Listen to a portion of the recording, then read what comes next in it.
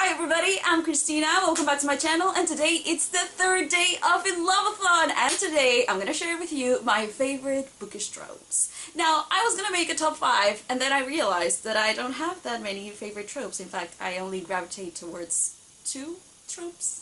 I was just like, oh, I was surprised when I looked at all the books that I have read, and I was just like, oh yeah, I don't really tend to gravitate towards any trope that is not this one or this one. So I decided with that what I'm gonna do is tell you about my 2 favorite tropes and give you some suggestions of books that have them, just in case you want to check them out. So as I have mentioned, I think in all my Inloveathon videos, my favorite trope of all time is the famous person that falls in love with a non-famous person. This means an actor, a singer, a politician, a king, anyone that falls in love, that like anyone that is well known worldwide, or at least in a town, and falls in love with someone that is not famous. But I do tend to read more books about singers or actors that fall in love with the commoners. So I guess maybe that's because I'm an actress, I don't know. I tend to read more books about actors, maybe. Is that another trope? If it's another trope, then that would be my 3rd favorite trope. But I'm not sure if it's a trope or not. So anyway, this first one is the one that I recommend all the time, and that's Cinderella, which is a Cinderella retelling where a famous actor falls in love with a non-famous person. Now, the good thing about this book is that they are in love at the beginning of the book. It's not that they fall in love. They are friends and they are already in love, but they don't know each other. I mean, they know each other from the internet, but they have never met. They have never told each other their real names. So this story is kind of interesting because it's how they realize that they are actually in love. And besides, this is such a refreshing Cinderella story because here, first of all, the stepmother is not evil. The father is actually involved in Ella's life. It's not like, oh, he died, or no, he was there, but he never cared about her. And also, I would say that here, the main villain is actually Ella herself, because she is debating with herself how to live her life after this huge accident that happens in page 1, so this is not a spoiler. It's such a good story. The writing, not so good, but the characters in the story, I just love it so much. I'm actually rereading it by now. Well, not by now during the Inloveathon, but as of when I'm filming this, and if I don't finish it before the Inloveathon, I will continue it after it. Then I have Just the Sexiest Man Alive. This is about an actor that is all full of himself, that falls in love with this lawyer because he is going to play a lawyer in a film. So I don't remember it correctly, but he ends up with this lawyer because she is teaching him how to behave on court, how to address the witness, how to do all of these different lawyery stuff. I'm sorry, my English, where is it? So it's very interesting because this is like the kind of love to hate trope with the famous not famous person, so it's amazing. I also have Heartbreakers. I don't remember much about this. I just remember that our main character, the lady, falls in love with someone from a band that is kind of like One Direction, and she starts going on tour with them because she's going to take the pictures of them during the tour. I don't remember much about it. I just remember that I really enjoyed it. So I'm just gonna recommend it here. If you want to check it out, just go ahead and do it. If you like, I remember that I loved the most about this book in particular was the dynamic of the band and how each and every one of the guys treated each other and how they behaved with each other. It's just like the dynamic of the group was excellent. Then I have Billy and Me. I have talked about this one recently. This is about a guy, an actor, that goes to this little tiny town in England, and he meets this, I think she works in a bakery. I don't remember it correctly. But anyway, she doesn't know who he is. He gets in this town to make a new Pride and Prejudice movie because I guess they will make Pride and Prejudice movies forever.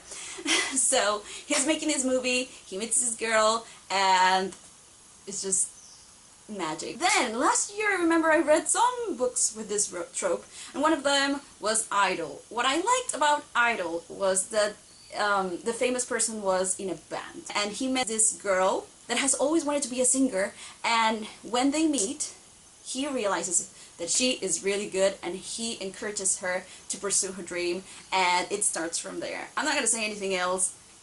just, if you want to know more information, you can look it up, and if you want to give it a chance, you can give it a chance. And finally, I have two books that I recently read, and those are Act Like It, and the other one is, I believe, Pretty Face, and these are a duology. It's not a duology. These are companion books.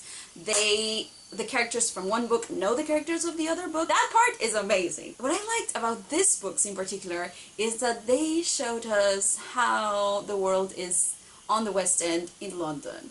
I love theater, as you know. I've been to the West End, I saw some shows there. It's beautiful, and to have stories that happen in that setting made me so happy. If you have any other stories that like have characters that work on the West End, because Billy and me, I believe that Billy works on the West End for a play. Yes, I think he does. I'm not quite sure, but that was the first story that I read about someone that worked on theater in London, but these two are all about the theater world in London, and I love that. Now, before this video is too long, my other trope is the love to hate relationships. Those are so good. As I mentioned, The Sexiest Man Alive has this trope, so you can check it out because it has both tropes, so I'm just saying. Pretty Face also has this trope, and Act Like It also has this trope. Now, I have the proposition. The proposition, I don't really think that they hated each other, but they didn't like each other. And this is a story of two people that work in the same place, and the man, I don't remember the names of the characters, I read this a long time ago, but the man has been trying to seduce this woman for, I believe, a year, and she's just like, I don't want to, but what she wants more than anything in the world is to have a kid. And he learns about this, and he tells her like, well, you know what, I will give you my sperm if we have a kid the normal way. So she accepts, and from then on it's just magic. I mean, I love it. It's just like funny. Then I have two mangas that I always mention, and those are Ranma and a Half. They hate each other at the beginning, they fall in love, and Lovely Complex.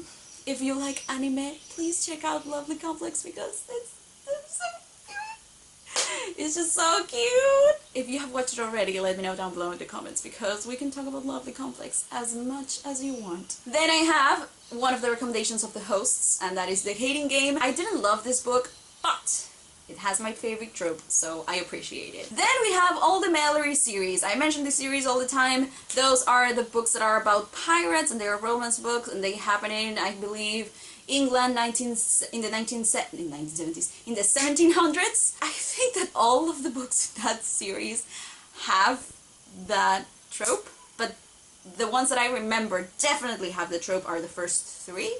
So if you want to check them out, just go ahead, check them out. I mean, they're pirates in the book. If you like pirates, just check them out. Then the book that I mentioned in my previous video, Memorias de Idun, if you speak Spanish, go check it out. It's amazing. It's a fantasy series. There's a love triangle, and there's the love to hate trope with my bookish boyfriend Kirtash. I'm not gonna say anything else because these books haven't been translated to English, so I'm sorry guys for you who are missing out on these books, but c'est la vie. And finally I have Happy Ever After. Now this is the fourth book of the Bridal Quartet, and even though I wouldn't say they hate each other here, but they have this thing where they are like, oh, I'm never gonna be with you, and he's just like, we'll see about that, and she's just like, no, I can't stand you, you are like this and this, and then he makes her fall in love with him. Their bantering is great. That's why I recommend this book. If you haven't read any of the other books, because this one is the fourth one, I would highly recommend to read the other ones because you will totally get spoiled if you read this one. Now, if you don't want to read the whole series and you just want to read this one, I don't think that you have to read the other books to understand this one. And that's it for today. Don't forget to give this video a thumbs up if you liked it, and subscribe or subscribe depending on where you're watching this, and let me know down below in the comments what is your favorite trope, and give me a recommendation of that trope so I can check it out. And if you are planning to check out any of the recommendations that I gave you here, let me know down below in the comments. I'm Christina, thank you so much for watching. I hope you're doing great with the Inloveathon. Don't forget that we have Twitter sprints, so check out our Twitter Inloveathon, @Inloveathon, and we will have a watch along. Don't forget about that. So if you want to know more about the watch along or any news, go to Twitter and we will have all the information there. I guess that's it. So see you tomorrow. Bye!